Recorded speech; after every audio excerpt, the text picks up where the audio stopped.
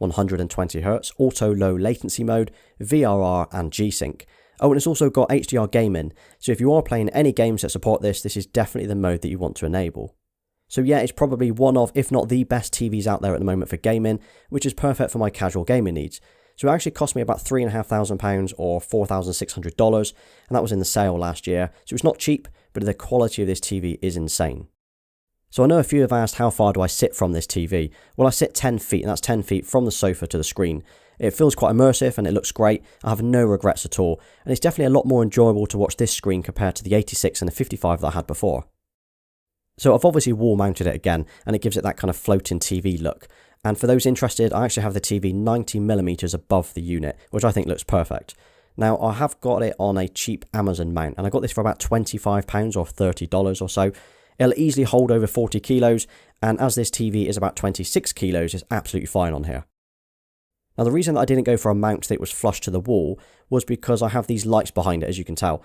Now, these are the LifeX Z strip, and it creates a nice glow, like a nice ambient glow. Plus, it also means that because I've gone for a tilt bracket, it obviously means I can pull the TV away from the wall if I want to change the ports or swap any cables out. So these are the lights that I've got stuck to the back of the TV, and I can customize these to any color combo, any shade of white or any brightness. Now I usually have them set to white during the day, which brightens the room up and it gives it that kind of nice, kind of clean, minimalist look. And then on a night I have it set to kind of like a retro 80s theme going on, and it massively helps with eye fatigue as well when gaming, and it obviously sets a nice mood as well. Now this is a 5-meter strip of LifeX's Z strip, and it's stuck to the back of the TV and it kind of curls around the edges. And I've also got a couple of other LifeX bulbs in floor standing lamps around the room. Both these lamps are from IKEA, but all the bulbs, they sync with the TV as well, so when you create a theme, the TV and the two bulbs all kind of create that same mood. So at a press of a button or a voice command, I can go from having a nice clean white minimal looking room into a full retro RGB vibe. Now I like both, but what do you think? Which one do you prefer, the kind of the white clean look or the RGB look?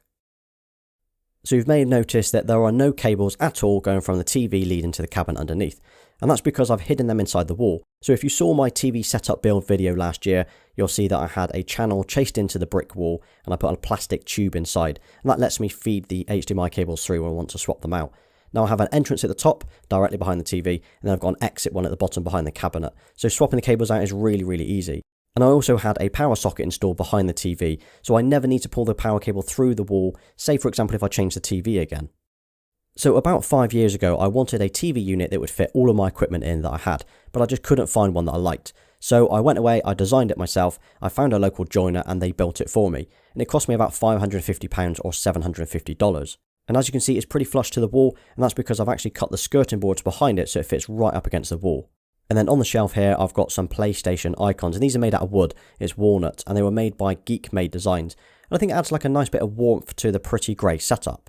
And here's my center channel, this is my center speaker, and this is a Monitor Audio Bronze, which I've had for a couple of years now, and the sound and the clarity is awesome on this. Okay, so here is the Ps5. Now this is definitely my favourite console at the moment. I did a quick unboxing last year, and it's now passed over 1 million views, which is absolutely mental. But I'm really enjoying the Ps5. I play it most days in my spare time, including games like Cold War and Dirt 5 and various others. But I've got quite a few games on it already. Now, the biggest issue for me, though, with this console is the lack of storage. I mean, I've only got, like 9 or 10 games on here already, and it's already maxed out. Now, I've also got a 1TB SSD plugged into the back. Now, this is used, and it can only be used at the moment to store my old PS4 games, and they're the ones I never got around to finishing.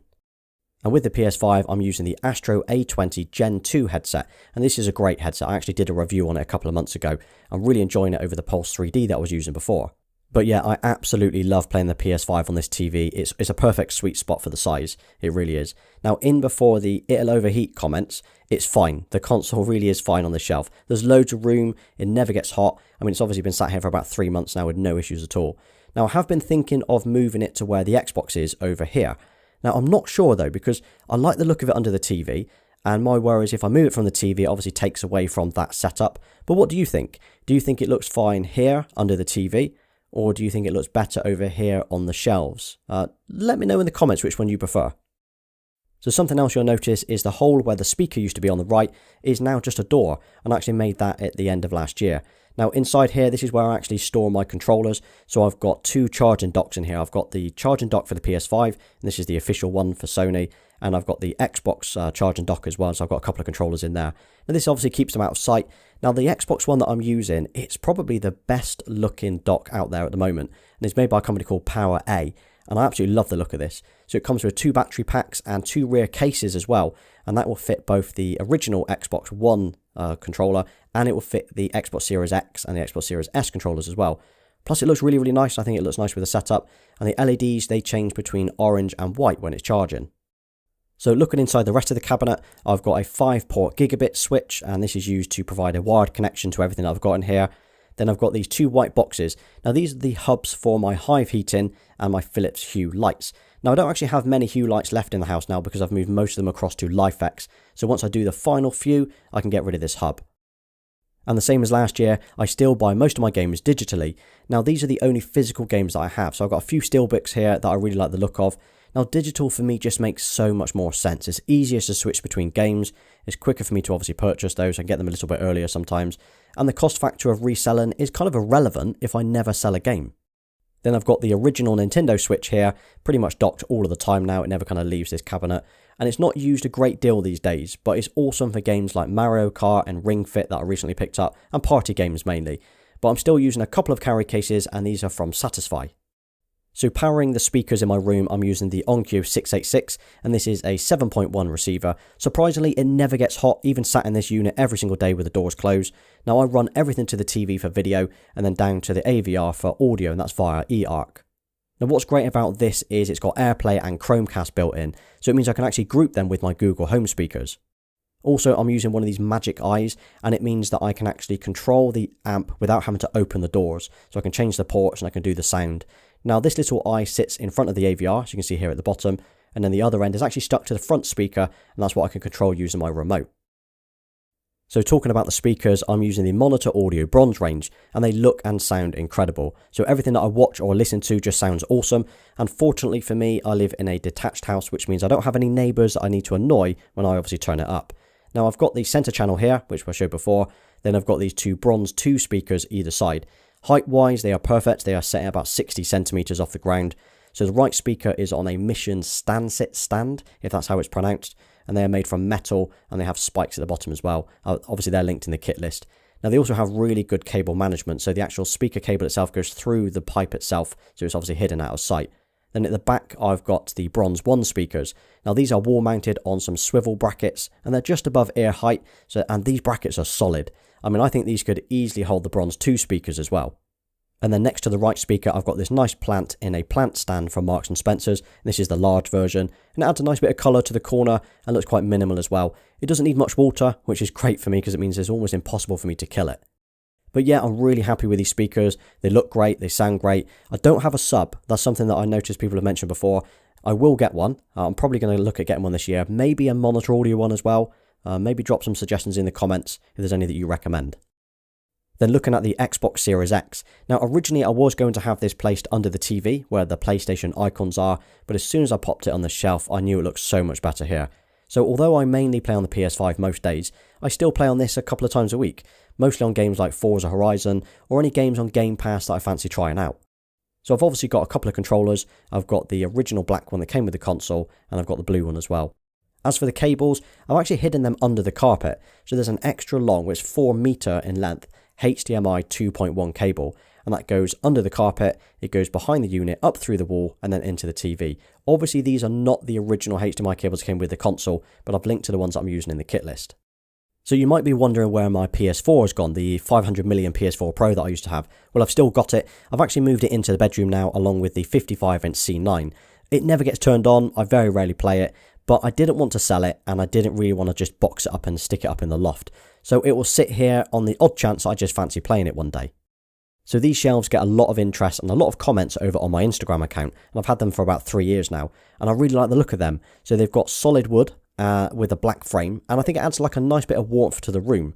Now it's really big and it's solid as well, so it measures 135 centimeters wide by 185 centimeters tall, and it's really well made.